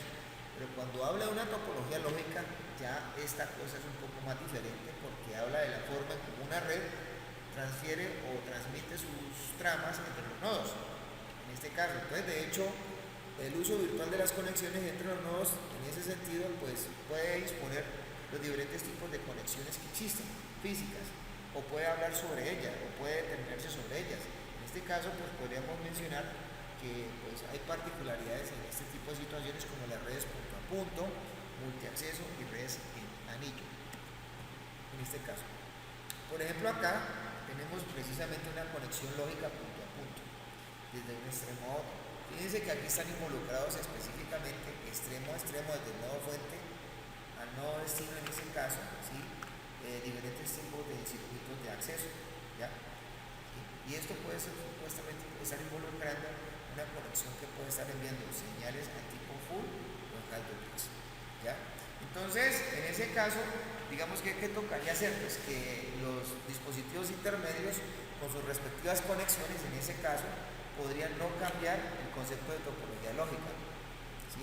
Obviamente, pues, lo que uno ve puntualmente hablando es la comunicación que se va a dar extremo a extremo entre capas de los dos dispositivos que se están conectando. Aquí, por ejemplo, pueden ustedes apreciar el mejor modelo que se puede usar para referirse a una topología lógica multiacceso. Eso que están viendo ustedes acá es un bus de comunicaciones, es un entorno de medios compartidos.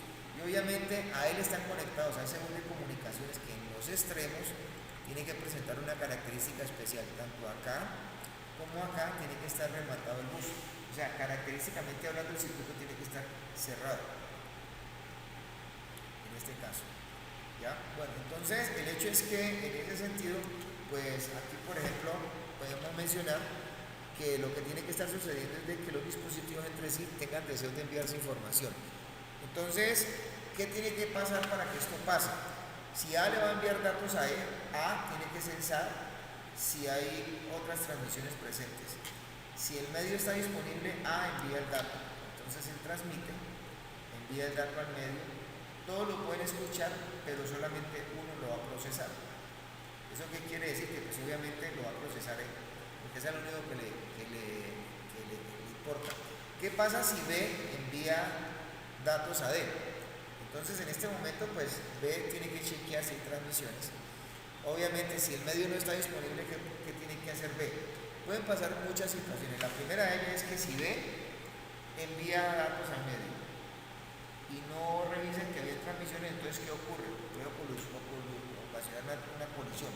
Pero si B está viendo que el medio está ocupado, entonces va a esperar un tiempo prudente para enviar sus datos, en este caso. Así es que funciona normalmente el mecanismo de control de acceso al medio. Acá, por ejemplo, vemos una topología que es un poco más diferente de la anterior. Esta es una bueno, esta topología que está acá, por ser multiacceso, se denomina topología no determinística, ¿ya? En cambio, esta de acá sí es determinística. Es un lazo cerrado. Eso está definiendo específicamente un anillo desde ese punto de vista. Entonces, acá, por ejemplo, está enviando datos desde A hasta D. Entonces, esto básicamente puede estar enviando tramas todo el tiempo, ¿sí? Hasta que obviamente llega a su destino, en el sentido y recorrido que supuestamente se haya determinado para enviar los datos, en este caso, ¿ya? Entonces, ¿cómo se envía esto? Pues básicamente se envía bajo un determinismo. En este momento le tocó el turno de enviarle datos desde A hasta D. Probablemente siga en turno otro dispositivo. ¿Hasta ahí estamos? Bueno, entonces ya está, es que esto es un poco... Profe, ¿siempre en un solo sentido? Sí, exactamente, lo que pasa es que aquí, por ejemplo, tenemos nosotros, en este caso, un anillo en ese sentido. Podemos tener nosotros otro anillo. Lo que pasa es que esto no siempre va a funcionar un anillo simple, pueden haber anillos dobles, anillos triples. Lo que pasa es que en este momento estamos determinando que el protocolo de enlace de datos envía en orden fundamental por organizado los nodos, digamos que en ese caso, ¿sí? Los datos, por ejemplo, aquí están viéndolo desde A hasta B, de B a C y de C a D. ¿Está claro? Bueno, miremos ahorita cómo se hace el direccionamiento y el entramado de los datos para ir saliendo de esta parte. Entonces, antes que nada, determinamos qué es una trama. Las tramas, por ejemplo, ya hemos mencionado nosotros que son la forma de organizar los datos en una unidad de información. Las tramas van a depender de los muchos diferentes enlaces de datos y el protocolo de enlace de datos que existen. De hecho, el protocolo de enlace de datos, ¿qué hace? Describe las características que se requieren para que se transporten las tramas. Eso es lo más importante que tienen que tener claro. Importante entender que, obviamente, en un protocolo de enlace de datos se tiene ya dispuesto integrado cómo es el proceso de encapsulado. O sea, en otras palabras, ustedes tienen que entender que siempre que hay un procedimiento de enlace de datos, se produce un encapsulado que produce una trama. Siempre ese es el resultado final. O sea, de hecho, en ese orden de ideas, las tramas que se van a producir para un protocolo de enlace de datos, en un protocolo determinado de enlace de datos, no interoperan con otros protocolos de enlace de datos. Y obviamente, las tramas producidas en un tipo de medio no necesariamente pueden funcionar para todos los tipos de medio, ¿ya? Porque el concepto puede cambiar abismalmente. De hecho, aquí tenemos precisamente un acercamiento a lo que es una trama. ¿Sí? En este caso, podemos decir que el protocolo de enlace de datos, obviamente aquí se está definiendo un formato básico. El formato básico, ¿cuál es? Asociarle a un paquete de datos un trailer y un header. O sea, ese concepto es aditivo. Esto está aquí, es una trama. De hecho, obviamente, ¿qué campos tienen que, por ejemplo, considerarse en los headers que están determinados, por ejemplo, para el control de información? En este caso, dentro de estos dispositivos. Por ejemplo, el rol del header, ¿cuál es? El rol de este campo de aquí. El rol de este campo de aquí, en este caso, determina que él se encarga de controlar la información, darle control de información, pero pues él también sirve para que en ese caso se defina el comienzo de la trama. Dentro de él se defina cuáles son las direcciones físicas que están asociadas al procedimiento de enlace de datos, o sea, la dirección MAC fuente y dirección MAC destino. Por ejemplo, se habla de las prioridades y la calidad del servicio, se habla, por ejemplo, del tiempo longitud de la trama, se habla, por ejemplo, del concepto de control de conexión lógica, se habla del control de enlace físico, del control de flujo. Además, es capaz de determinar condiciones para control de congestión. ¿Eso qué quiere decir? Que en un momento dado es capaz de determinar condiciones para que el procedimiento de enlace de datos se encargue de sacar errores adelante. Bueno, ya aquí tenemos precisamente esa parte. Por ejemplo, acá estamos viendo el comienzo de la trama, ¿cierto? Ya dijimos nosotros que esta indica cuándo comienza la trama. De hecho, acá está también en el campo de dirección la parte que está asociada donde se mete precisamente la dirección origen y la dirección destino. ¿Ya? Y acá está el tipo de longitud. De hecho, pues ese es el concepto de trama completo. En este caso, va a identificar, por ejemplo, el campo tipo longitud en ese sentido, ¿sí? El tipo de trama que se está manejando, o puede estar determinando la longitud de la trama en su totalidad. Por ejemplo, de acuerdo al campo de direcciones, nosotros tenemos que decir algo muy claro. Las direcciones que se están determinando acá son direcciones tipo MAC, o sea, direcciones físicas. De hecho, fundamentalmente son direcciones tipo, de cierta manera, están en este caso asociadas a las direcciones físicas determinadas o definidas en los dispositivos de red. Por ejemplo, en el PC, la dirección MAC está asociada a la NIC, la Network Interface Card.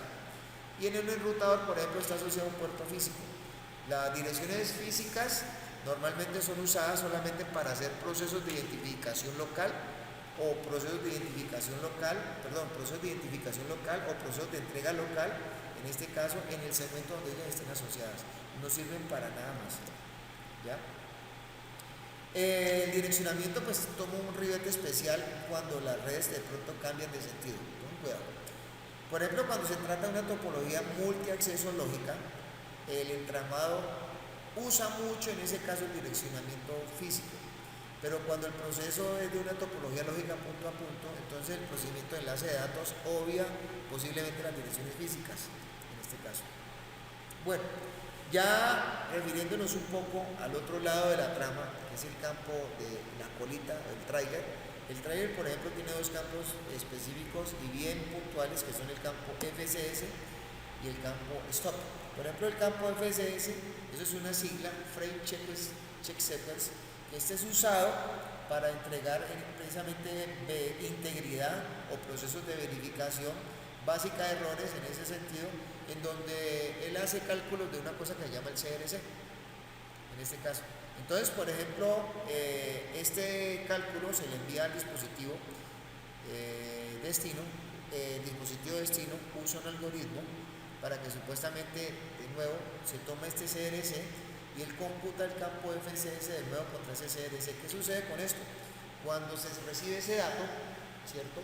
Él va a verificar ese campo y suma en la integridad de la trama. Si la integridad de la trama entrega un resultado que es igual al campo del CRC, entonces quiere decir que no hay errores. Pero si en ese caso, en ese campo FSS entrega un resultado que no coincide, entonces ¿qué pasa con la trama? La trama se descarga. Entonces, obviamente, esa es una situación que es bien particular para determinar si se computa una trama o no. Ya el campo de parada, ¿qué es? Pues el campo de parada es una secuencia de bits implícitos dentro de todas las tramas que van a indicar cuando termina esta misma, en este caso. Miren acá, por ejemplo, que aquí hay muestras de diferentes procedimientos de enlace de datos con diferentes tipos de tramas. Por ejemplo, aquí tenemos una trama típica de 802.11 que lleva un enrutador inalámbrico. Luego esto pasa a un protocolo PPP, donde hay otro tipo de protocolo de enlace de datos con otro entramado, cambia la trama. Luego pasa supuestamente a un protocolo que se llama HRC, que es control de enlace lógico de alto nivel, y supuestamente cambia el entramado. Y una vez que esto llega a este otro enrutador, por ejemplo, puede cambiarlo a un protocolo de red de switching sin broadcast, es como red relay o MPLS, que puede ser otra de esas. Aquí cambia obviamente también de una vez el entramado.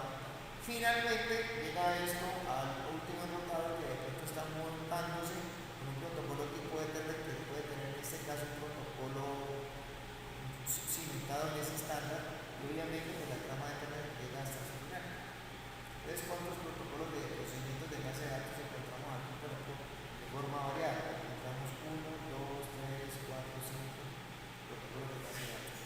Pero lo importante de esto es que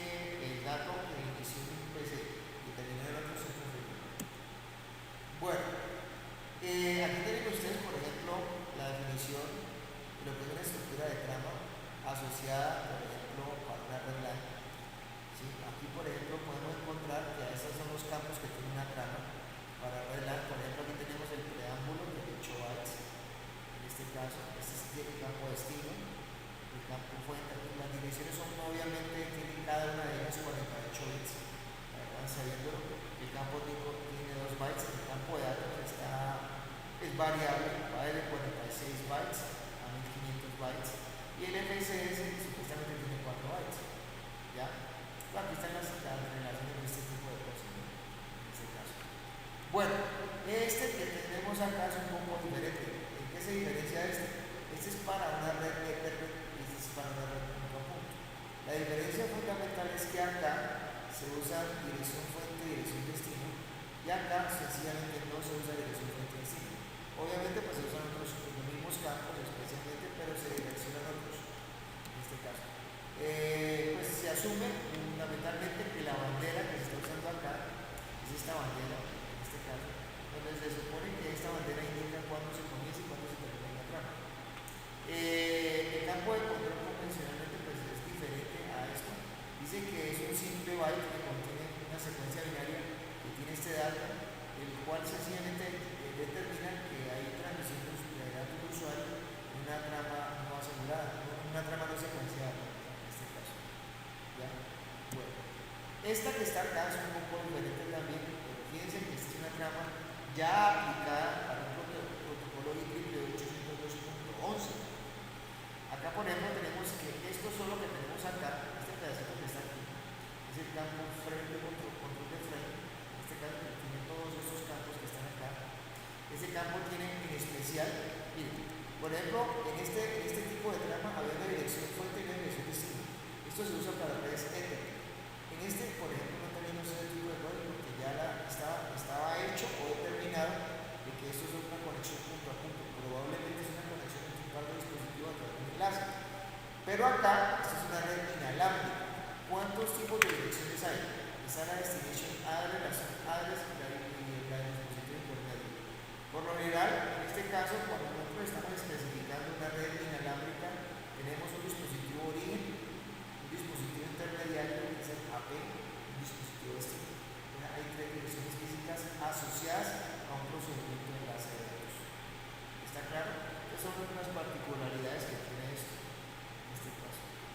Bueno, sigamos. Básicamente eso es todo.